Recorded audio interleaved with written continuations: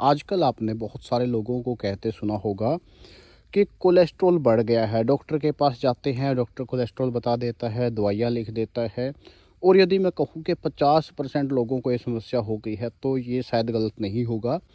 लेकिन यदि मैं कहूँ कि कोलेस्ट्रॉल को तो इसके 4 पत्ते ही ख़त्म कर सकते हैं तो शायद लोगों को यकीन नहीं होगा। और ऊपर से यदि मैं कहूँ कि चीज़ मिलती भी फ्री में है, यहाँ पे आस-पास खड़ी रहती है और आप इसको डायरेक्टली इस्तेमाल कर सकते हैं, तो शायद आप मेरे को गालियाँ देना भी शुरू कर दें, क्योंकि आप कहोगे कि यदि इतना आसान इलाज होता तो फिर डॉक्टर यही बता देते।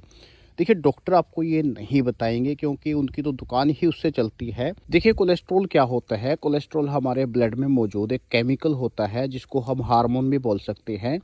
ये 2 तरह का अक्सर पाया जाता है, एलडीएल और एचडीएल, लो डेंसिटी लिपोप्रोटीन और हाई डेंसिटी लिपोप्रोटीन। जो लो डेंसिटी होता है, यदि उसकी मात्रा शरीर में बढ़ जाती है तो ये हमारे ब्लड में थक्का बना सकता है, जिसकी वजह से हमारी जो नसें होती हैं उनमें ब्लड का सर्कुलेशन कम हो सकता है। इसका एंटीडोट क्या है कि हाई डेंसिटी लिपोप्रोटीन बढ़ा दिया जाए। हाई डेंसिटी लिपोप्रोटीन बढ़ाने के लिए आपको सिर्फ एक ही चीज की जरूरत है और वो है ओमेगा 3 फैटी एसिड। यदि आप इसको कंज्यूम कर लेते हैं तो आपका एचडीएल बढ़ जाता है और जो एलडीएल है वो कम हो जाता है, उसका प्रभाव कम हो जाता है। ये जो पत्ता मेरे हाथ में है, इसको हम बथुआ बोलते हैं। जो अभी नवंबर के महीने में फसलें बोई जाती हैं उनके साथ स्वतः ही उग जाता है।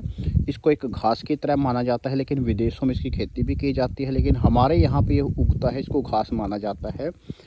इसके अंदर बहुतायत मात्रा में ओमेगा 3 फैटी एसिड होते हैं। आपको क्या करना है, इसके ऊपर के जो ये कच्चे पत्ते होते हैं यहाँ से इसको तोड़ करके इसकी जड़ को आप फेंक दीजिए और इसको साग की तरह बनाकर आप खा सकते हैं। इस्तेमाल करने का तरीका इसका बिल्कुल आसान है। आप इसको उबाल करके इसमें थोड़ा बहुत नमक मिर्च डाल करके जिस तरह से साग बनाया जाता है उस तरह से बना करके खा सकते हैं, या आप इसका जूस पी सकते हैं, या आप इसको धो करके कच्चा भी चबा सकते हैं। आपको रिजल्ट भी तुरंत मिलता है। बेशक आप पहले टेस्ट करा लीजिए और इसको 1 हफ्ता 10 दिन इस्तेमाल करने के बाद टेस्ट करा लीजिए। लेकिन हमारा दुर्भाग्य ये है कि हम इन चीज़ों के बारे में जानते नहीं हैं और शायद हम आखिरी जनरेशन है जो इन चीज़ों के बारे में जानते हैं और आगे आने वाले बच्चों के पास ये जानकारियां हैं ही नहीं। सोशल मीडिया के ऊपर आपको हर तरह की जानकारी मिल जाएगी, लेकिन इस तरह की जानकारी ना तो कोई शेयर करता और ना ही कोई इंटरेस्ट लेकर के सुनता है। इसलिए ये जानकारियाँ विलुप्त होने की कगार पे हैं। आपके यहाँ इसको क्या बोलते हैं, मुझे नीचे कमेंट करके ज़रूर बताना।